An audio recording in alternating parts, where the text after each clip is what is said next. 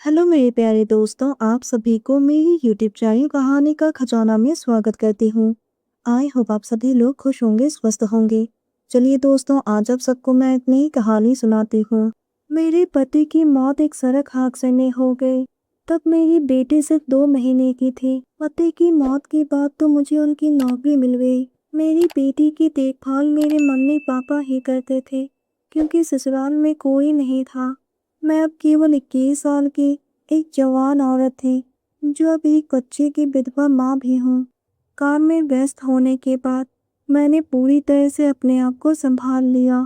इसी तरह से 3 साल निकल गए। मैं खुद को दूसरे मर्दों से तो बचाती रहती थी, लेकिन अपने मन को बचाना मुश्किल होता जा रहा था। अब मैं 24 साल की एक अकेली जवान विधवा थी और एक बच्चे की माँ भी। इसीलिए शायद कोई मर्द मुझे स्वीकार कर लिए असंभव सा था। मैं धीरे धीरे खुद को बहुत ही अकेला महसूस करने लगी थी। मुझे अब एक साथी की कमी बहुत ही ज़्यादा परेशान करने लगी थी। मैं अपनी इस परेशानी को किसी को बता भी नहीं सकती थी। एक अकेली विधवा औरत की जवानी कैसी होती है, ये सिर्फ मैं ही समझ सकती हूँ। मुझे एक साथी की ज़रूरत है, जो मेरे साथ समय बिताए और मुझे प्यार करे। एक मर्द तो मेरी नज़र में है, उसका नाम अनुपम है। वो मेरे ही ऑफिस में काम करता है और हर समय मुझसे बात करने का बहाना ढूंढता रहता है। वो अभी भी कुंवारा है, पर मुझे ये समझ नहीं आ रहा था कि वो मुझे पसंद करता है या सिर्फ मेरी आंखों का धोखा है। दोस्तों, चैनल पर पहली बार आए हैं तो इस वीडियो को लाइक शेयर और सब्सक्राइब करें और एक प्यारा सा कमेंट ज़रूर कर दें। फिर एक दिन उसने अपने प्यार का इजहार कर ही दिया। वो मुझसे शादी करना चाहता है।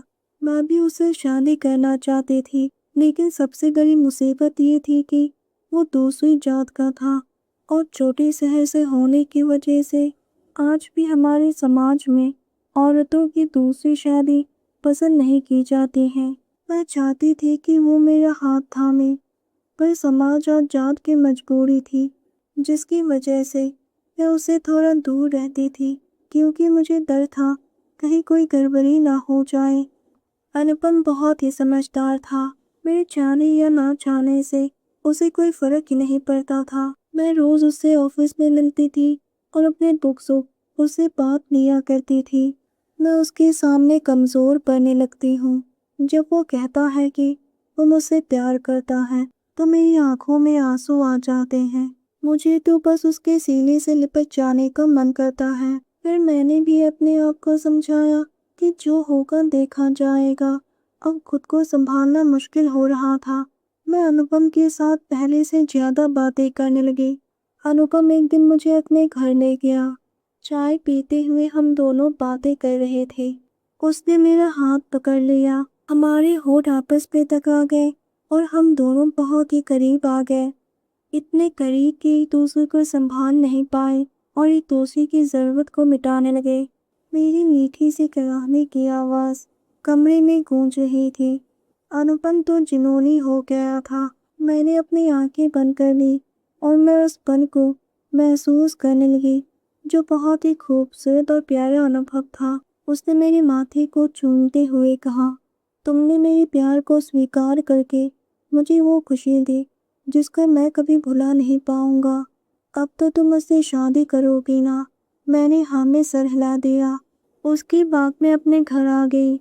मैंने अपने घर वालों को अनुपम के बारे में बताया। घर वालों ने कहा, अगर तुम उसके साथ खुश हो तो हमें कोई आपत्ति नहीं है। हम दोनों तो अब बहुत ही जल्द शादी करने जा रहे हैं। दोस्तों, आप सबने अपना कीमती समय निकालकर इस वीडियो को सुना, इसके लिए आप सभी को धन्यवाद करती हूँ। धन्यवाद दोस्तों।